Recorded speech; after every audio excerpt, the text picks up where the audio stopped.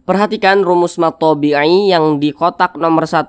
Kalau kita membaca Al-Quran berjumpa dengan huruf ya. Ini huruf ya sukun. Nah, perhatikan lagi tanda mad yang di nomor 4. Kalau membaca Al-Quran berjumpa dengan alif kecil yang berdiri di atas suatu huruf, maka huruf tersebut dibaca panjang. Nah, ini huruf lam, di atasnya ada alif kecil, maka huruf lam dibaca panjang. Mad tabi'i.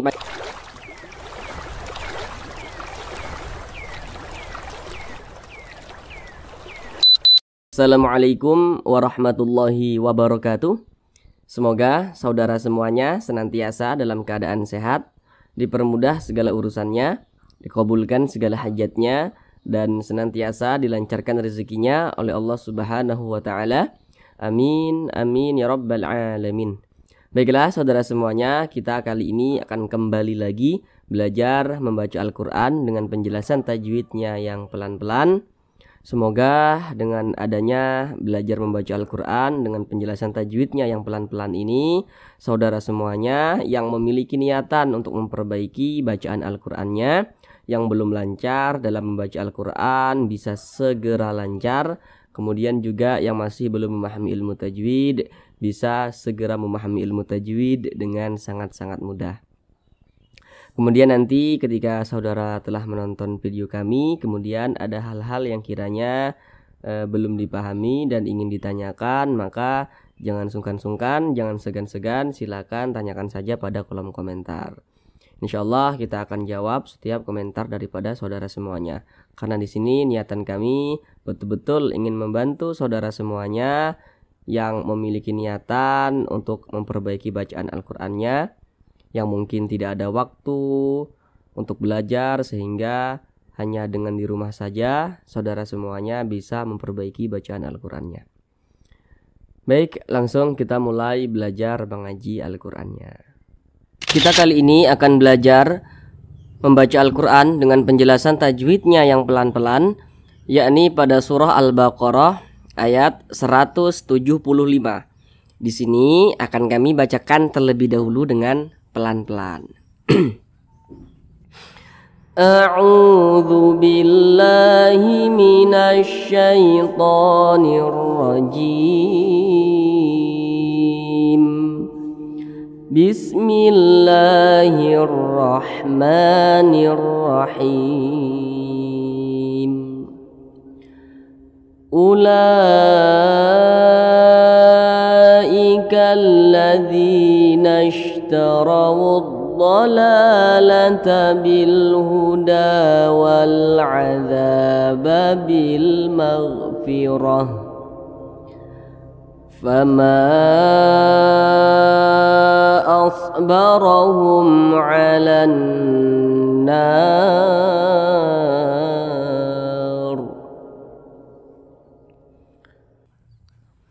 Baik, sekarang kita bahas tentang tajwidnya dengan pelan-pelan. Yang pertama di sini huruf lam dibaca panjang. Perhatikan tanda mad atau tanda panjang yang di nomor 4. Nah, jadi kalau kita membaca Al-Quran berjumpa dengan alif kecil yang berdiri di atas suatu huruf, maka huruf tersebut dibaca panjang. Ini huruf lam, di atasnya ada alif kecil. Nah, maka huruf lam dibaca panjang. Nah, pada awalnya namanya mad tabi'i, akan tetapi mad tabi'inya itu berjumpa dengan huruf hamzah tapi masih di satu kata. Nah, ini huruf hamzahnya, maka namanya berubah menjadi mad wajib muttasil. Panjangnya itu 5 harokat, atau kira-kira 5 ketukan. 1, 2, 3, 4, 5. Ulaika alladzi. Nah, supaya tidak bingung dan tidak salah, U di sini tidak dibaca panjang. Jadi ini bukan huruf waw mad, bukan. Jadi U tidak dibaca panjang. Kemudian di sini ada hukum alif lam syamsiyah, karena ada alif lam berjumpa dengan huruf syamsiyah, yakni huruf lam. Nah, jadi ini huruf lam bertasydid. Kalau diurai maka di sini ada huruf alif, kemudian ada huruf lam sukun, kemudian berjumpa dengan huruf lam yang berharokat begitu. Jadi ini dia alif lam syamsiah, huruf syamsiahnya huruf lam. Nah, kemudian zi dibaca panjang. Nah, perhatikan rumus mad tabi'i yang di kotak nomor 1. Kalau kita membaca Al-Quran berjumpa dengan huruf ya, ini huruf ya sukun. Nah, kemudian apabila huruf yang posisinya itu tepat berada di belakang huruf ya sukun, apabila dia memiliki tanda baca kasrah, maka huruf tersebut dibaca panjang, huruf apapun itu. Nah, maka zi dibaca panjang. Mad tabi'i atau mad asli panjangnya itu 2 harokat atau kira-kira 2 ketukan. Ulaika alladzina ishtarawud-dhalah. Kemudian huruf ra dibaca tebal, dibaca tabkhim karena huruf ra memiliki tanda baca fathah. Nah, baris 1 ke atas ini disebut juga dengan tanda baca fathah atau harokat fathah. Maka huruf ra dibaca tebal. Kemudian di sini ada alif lam berjumpa dengan huruf dhad. Nah, maka ini hukumnya adalah alif lam syamsiyah. Huruf syamsiyahnya yakni huruf dhad. Maka ini cara bacanya itu diidghamkan. Jadi alif lam syamsiyah itu biasa disebut juga dengan idgham syamsiyah. Jadi huruf lamnya ini dia tidak dibaca. Jadi jangan bingung. Di sini kan huruf lamnya tidak ada tanda bacanya. Jadi tidak dibaca. Langsung ke huruf dhad. Ulaika alladzina ishtarawud-dhalah, seperti itu. Kemudian huruf lam dibaca panjang. Perhatikan lagi tanda mad yang di nomor 4. Kalau membaca Al-Quran berjumpa dengan alif kecil yang berdiri di atas suatu huruf, maka huruf tersebut dibaca panjang. Nah, ini huruf lam, di atasnya ada alif kecil, maka huruf lam dibaca panjang. Mad tabi'i panjangnya itu 2 harokat atau kira-kira 2 ketukan. 1, 2. Dhalalata bil huda. Kemudian di sini ada alif lam berjumpa dengan huruf ha. Maka ini hukumnya adalah alif lam qamariyah. Alif lam qamariyah itu biasa disebut juga dengan izhar qamariyah. Karena cara bacanya yakni huruf lam dia terbaca jelas, terbaca izhar begitu. Bil huda. Kalau samsiyah tadi huruf lamnya dia tidak dibaca, tapi kalau qamariyah huruf lamnya itu dibaca. Nah, huruf qamariyahnya yakni huruf ha karena ada alif lam berjumpa dengan huruf ha, seperti itu. Kemudian da dibaca panjang. Nah, perhatikan lagi tanda mad yang nomor 4 lagi. Nah, kalau membaca Al-Quran berjumpa dengan alif kecil yang berdiri di atas suatu huruf, maka huruf tersebut dibaca panjang. Di atas huruf dal ada alif kecil, maka huruf dal dibaca panjang. Mad tabi'i panjangnya 2 harokat atau kira-kira 2 ketukan. Bil huda wal adza. Nah, kemudian di sini ada alif lam berjumpa dengan huruf ain. Nah, maka ini hukumnya adalah alif lam qamariyah atau izhar qamariyah. Huruf qamariyahnya yakni huruf ain. Nah, wal adza, seperti itu. Kemudian za dibaca panjang. Perhatikan tanda rumus mad tabi'i yang di kotak nomor 3, yang di kotak nomor 3. Perhatikan rumus mad tabi'i atau rumus mad asli yang di kotak nomor 3. Kalau kita membaca Al-Quran berjumpa dengan alif nih, alif. Kemudian di belakang alif apabila ada huruf yang memiliki tanda baca fathah, maka huruf tersebut dibaca panjang. Nah, maka za dibaca panjang. Mad tabi'i panjangnya 2 harokat atau kira-kira 2 ketukan. Wal adzabil maghfirah. Nah, kemudian di sini ada alif lam berjumpa dengan huruf mim. Nah, maka ini hukumnya adalah alif lam qamariyah lagi. Jadi setiap berjumpa dengan alif lam, lihat huruf di depannya begitu. Ini alif, ini lam, di depannya huruf mim. Nah, huruf mimnya ini yang kita lihat. Ini adalah huruf qamariyah. Kita lihat di samping itu, huruf qamariyah, huruf mim. Maka huruf lamnya terbaca dia jelas. Bil maghfirah. Nah, kemudian huruf ra dibaca tabkhim, dibaca tebal karena dia memiliki tanda baca fathah begitu. Nah, kemudian di sini ada huruf ta marbutah. Nah, ciri-cirinya huruf ta marbutah itu di atasnya huruf ta, di bawahnya huruf ha. Maka itu adalah huruf ta marbutah. Jadi kalau misalkan kita berwaqaf atau berhenti tepat di huruf ta marbutah, maka huruf ta dirubah menjadi huruf ha. Maka ini dibaca maghfirah, jangan maghfirat, jangan, tapi dibaca maghfirah seperti itu. Maghfirah begitu.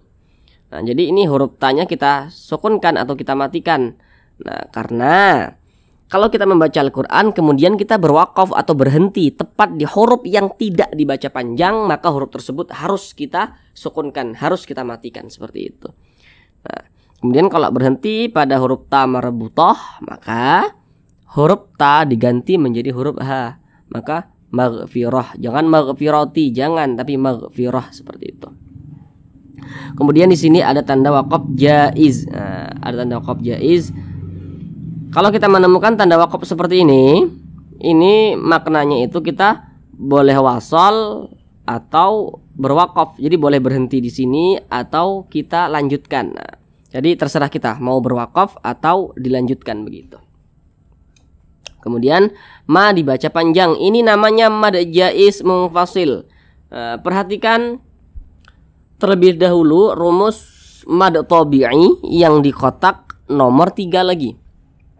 Kalau membaca Al-Quran berjumpa dengan alif, ini alif nih yang disambung dengan huruf mim. Kemudian apabila huruf yang posisinya itu tepat berada di belakang huruf alif, huruf apapun itu, kalau dia memiliki tanda baca fathah dan posisinya tepat berada di belakang huruf alif, maka huruf tersebut dibaca panjang. Nah, kemudian mad tabi'inya berjumpa dengan huruf hamzah tapi di beda kata. Nah, maka namanya berubah menjadi mad jaiz munfasil. Panjangnya itu boleh 4 harakat, boleh 5 harakat begitu. Fama asbarahum, fama asbarahum. Kemudian bagaimana cara membedakannya mad jaiz dengan mad wajib? Nah, begitu. Jadi cara mudahnya itu seperti ini. Kalau dia mad jaiz, biasanya hamzahnya itu ditulis dalam bentuk seperti alif seperti ini ya. Kalau dia mad wajib, hamzahnya ditulis dalam bentuk hamzah seperti ini. Walaupun tidak semua, tapi kebanyakan seperti itu. Ini ingat ya, kalau kita membaca Al-Quran berjumpa dengan alif yang memiliki tanda baca, itu adalah huruf hamzah. Karena kalau huruf alif dia tidak memiliki tanda baca. Ini alif nih, dia tidak ada tanda bacanya. Tapi kalau alif yang memiliki tanda baca seperti ini, itu adalah huruf hamzah seperti itu. Huruf ra dibaca tebal karena dia memiliki tanda baca fathah, dibaca tabkhim. Barahum, jadi lidah kita itu terangkat ke atas. Barahum gitu. Kemudian mim sukun berjumpa dengan huruf ain. Nah, perhatikan di samping. Hukum mim sukun itu ada 3. Sekarang fokus yang nomor 3 itu. Kalau kita membaca Al-Quran berjumpa dengan huruf mim sukun, ini huruf mim tanda sukun itu seperti ini. Kemudian di depan mim, di depan huruf mim sukun, apabila bukan huruf ba, apabila bukan huruf mim, maka semua hukumnya namanya izhar syafawi. Ini huruf mim sukun, di depannya huruf ain, bukan huruf ba, bukan huruf mim. Nah, berarti nama hukum bacaannya izhar syafawi. Dibaca jelas, tidak berdengung. Jadi jangan dipanjangkan, jangan ditahan suaranya, pendek saja. Hum alan nar. Hum pendek saja. Hum ala begitu. Baca pendek. Jangan ditahan seperti ini. Hum ala, jangan. Nah, dibaca pendek saja. Hum ala seperti itu. Alan nar. Nah, kemudian di sini ada alif lam berjumpa dengan huruf nun. Nah, perhatikan di atas, huruf nun termasuk kepada huruf syamsiyah. Nah, jadi tadi sudah kami ingatkan, setiap kita membaca Al-Quran berjumpa dengan alif dan juga lam seperti ini, perhatikan huruf di depannya. Nah, maka nanti hukumnya itu bisa syamsiyah, bisa qamariyah begitu. Maka ini adalah alif lam syamsiyah karena alif lam berjumpa dengan huruf nun. Huruf nun termasuk kepada huruf syamsiyah. Maka cara bacanya itu diidghamkan. Nah, maka huruf lamnya dia tidak terbaca dan di sini tidak ada tanda bacanya kan. Nah, menunjukkan bahwa huruf lam tidak dibaca. Alan nar. Nah, kemudian di sini ada huruf nun bertasydid. Perhatikan di samping, huruf nun bertasydid, huruf mim bertasydid, hukumnya gunnah musyaddadah. Nah, perhatikan catatan di bawahnya itu. Itu sengaja ya kami buat catatan supaya saudara yang pemula ini tidak salah dalam menentukan hukum tajwid, karena nanti tidak semua huruf nun bertasydid, tidak semua huruf mim bertasydid hukumnya gunnah musyaddadah kalau misalkan di belakangnya itu kemasukan tanda baca tanwin atau nun sukun begitu. Jadi supaya saudara tidak keliru, maka sengaja kami buat catatan di bawahnya itu. Nah, jadi setiap berjumpa huruf nun bertasydid, huruf mim bertasydid, perhatikan kalau di belakangnya itu ada huruf yang memiliki tanda baca fathah, kasrah atau dhammah. Nah, maka itu adalah gunnah musyaddadah. Ini nun bertasydid nih, di belakangnya ada huruf yang memiliki tanda baca fathah. Baris ke atas disebut tanda baca fathah. Kalau baris ke bawah seperti ini, tanda baca kasrah. Kalau baris seperti ini, tanda baca dhammah. Ini gunnah musyaddadah, maka cara bacanya itu digunnahkan, didengungkan. Nah, jadi suaranya itu kita gunnahkan, kita tahan suaranya, kita panjangkan. Nah, alan nar. Nah, kita tahan sejenak ya, kita panjangkan sejenak. Alan nar. Nah, seperti itu. Alan nar. Nah, kita panjangkan sejenak. Kemudian nah dibaca panjang. Ini namanya mad arid lis sukun. Nah, namun sebelum itu perhatikan dulu rumus mad tabi'i yang di kotak nomor 3 lagi. Kalau membaca Al-Qur'an berjumpa dengan alif, kemudian di belakang alif ada huruf yang memiliki tanda baca fathah, maka huruf apapun itu maka dia dibaca panjang. Ini alif, di belakangnya ada huruf nun memiliki tanda baca fathah, maka huruf tersebut dibaca panjang. Pada awalnya namanya mad tabi'i, kemudian mad tabi'inya itu berjumpa dengan huruf yang kita sukunkan atau yang kita matikan, maka namanya berubah menjadi mad arid lis sukun. Panjangnya itu boleh 2 harokat, boleh 4 harokat hingga 6 harokat. Yang terpenting konsisten dalam sekali bacaan. Mana huruf yang kita sukunkan? Huruf ro. Ini kita baca nar, jangan nari, jangan, tapi nar, begitu. Kenapa huruf ro kita sukunkan? Nah, jadi kalau kita membaca Al-Quran kemudian kita berwakaf atau berhenti tepat di huruf yang tidak dibaca panjang, maka huruf tersebut harus kita sukunkan, harus kita matikan. Ini kita membaca Al-Quran berhenti tepat pada huruf ro tidak dibaca panjang, makanya kita sukunkan, kita matikan begitu. Kemudian huruf ro dibaca tebal, dibaca tafkhim. Nah, karena huruf ro-nya ini kan kita sukunkan menjadi sukun nih. Kemudian di belakangnya ada huruf yang memiliki tanda baca fathah. Nah, makanya dia dibaca tebal, dibaca tafkhim seperti itu. Alan nar. Sekarang kita ulang sekali lagi bersama-sama dari awal. Ulaika alladzina ishtaraw ad-dalalata bil huda wal 'adzaba bil maghfirah fama asbarahum 'alan nar. Sadaqallahul azim.